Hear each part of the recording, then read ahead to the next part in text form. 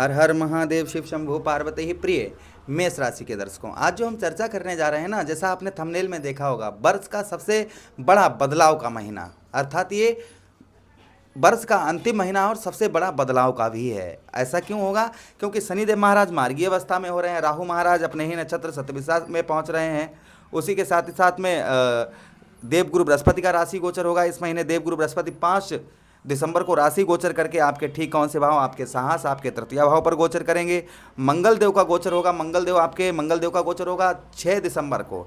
6 दिसंबर को आपके ठीक कौन से भाव में, आपके रात्रि के समय होगा तो वो 7 दिसंबर मान के चलिएगा।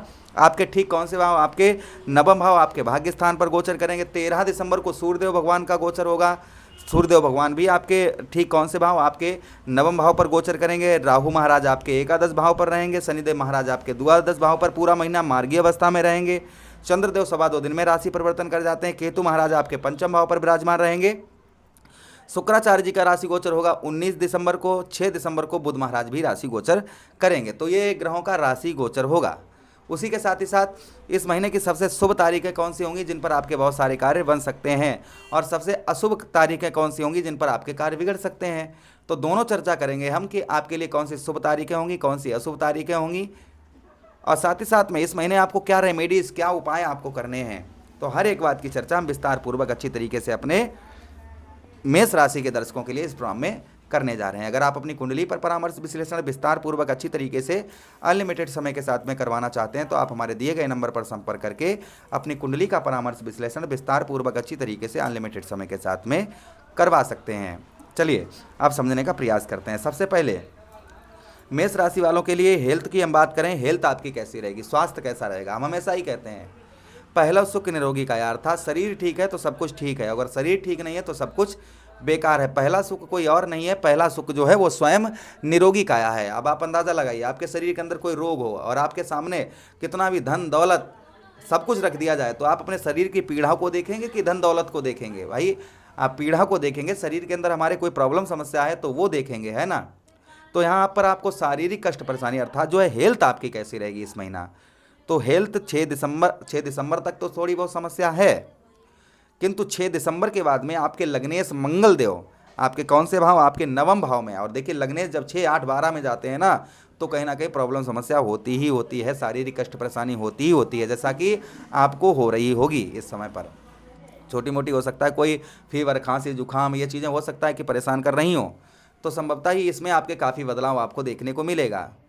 यानी कि 6 दिसंबर के बाद में मंगल आपके जब नवम भाव पर पहुंचेंगे, भाग्य स्थान पर पहुंचेंगे, तो आपके हेल्थ का, आपको जो हेल्थ आपकी खराब चल रही थी वह आपकी दूर होती हुई नजर आएगी। साथ ही साथ इस महीना आपके घर में कोई मांगलिक कार्य हो सकता है या आप मांगलिक कार्यों में सम्मिलित हो सकते हैं।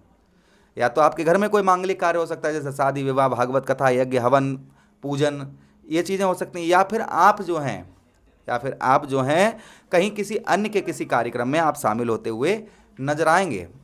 अच्छा, उसी के साथ ही साथ में इस महीना आपको फॉरेन से, आप विदेश से जुड़े हुए हैं, विदेश में ही रहते हैं, काफ़ी अच्छा लाभ होगा। या फिर कोई ऐसी फैक्ट्री में आप कार्य करते हैं एक जो विदेश से जुड़ी हुई हो, या कोई आप ऐसे ही अपने ही देश में बैठकर ऐसा कार्य करते हैं जो विदेश से जुड़ा हुआ हो, तो काफ़ी उत्तम, काफ़ी अच्छा पॉजिटिव आप लोगों के लिए महीना रहेगा। उसी के साथ ही साथ पूजा पाठ में, धार्मिक कार्यों में आपकी रुचि जो है वह बढ़ती हुई नजर आएगी। पूजा पाठ में, धार्मिक कार्यों में जो अभी तक आपकी रुचि आपकी नहीं बढ़ पा रही थी, वह संभवतः ही पूजा पाठ में और धार्मिक कार्यों में आपकी रुचि जो है वह बढ़ती हुई नजर आएगी। अच्छा, उसी के साथ ही साथ आगे हम चर्चा करते हैं इस महीने और आपके साथ में क्या पॉजिटिव आपको उत्तम अच्छा आपको देखने को मिलेगा इस महीने। संभवतः ही आपके देवगुरु बृहस्पति रहेंगे तृतीय भाव पर, आपके साहस भाव पर, आपके पराक्रम भाव पर। तो आपका साहस और पराक्रम, जो अभी तक आपका साहस और पराक्रम आपका कार्य नहीं कर रहा था, आपका साहस पराक्रम आपका कम था, तो आपके अंदर एक साहस, आपके अंदर एक ऊर्जा, आपके अंदर एक एनर्जी आपको देखने को मिलेगी। आपका साहस भी बढ़ता हुआ नजर आएगा, पराक्रम में भी वृद्धि होगी, साहस पराक्रम दोनों बढ़ेंगे। साथ ही साथ भाई बहनों का भी इस महीने आपको उत्तम अच्छा सपोर्ट आपको प्राप्त होता हुआ नजर आएगा। जो आपके भाई बहनों से आपको सपोर्ट प्राप्त नहीं हो पा रहा था, वह संभवतः ही भाई बहनों की ओर से आपको उत्तम अच्छा सपोर्ट आपको इस महीने प्राप्त होता हुआ नजर आएगा। उसी के साथ ही साथ आगे हम चर्चा करते हैं ये महीना और आपके लिए क्या क्या लेकर आने वाला है नया।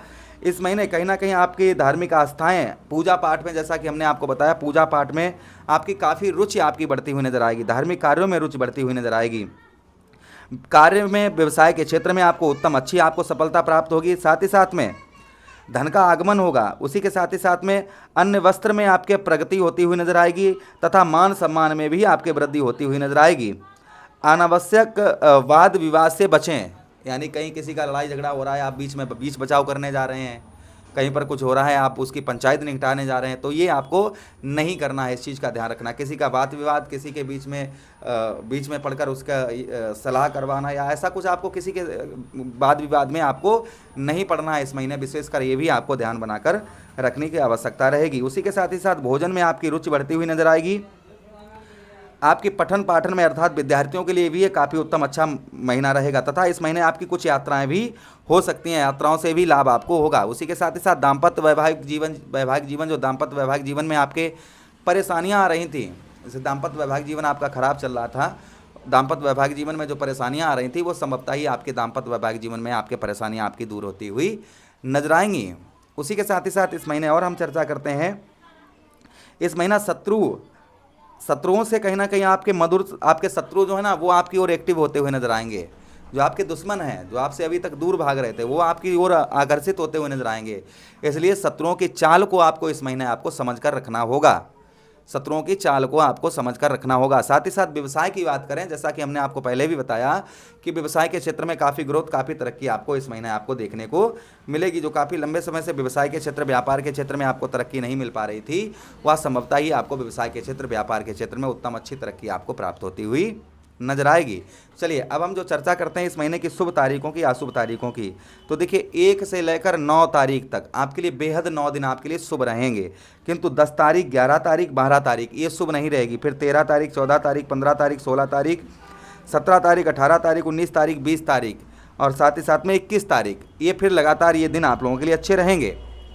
उसी के साथ ही साथ में फिर आपके 22 तारीख शुभ नहीं है, 23 तारीख शुभ नहीं है, फिर 24, 25, 26 ये शुभ तारीखें रहेंगी। 27 तारीख शुभ नहीं है, 28 तारीख शुभ नहीं है, 29 तारीख शुभ नहीं है, फिर 30, 31 दोनों शुभ हैं। अर्थात इस महीने की 10, 11, 12, 22, 23, 27, 28, 29 इन तारीखों पर कोई भी आपको लेन देन नहीं करना है।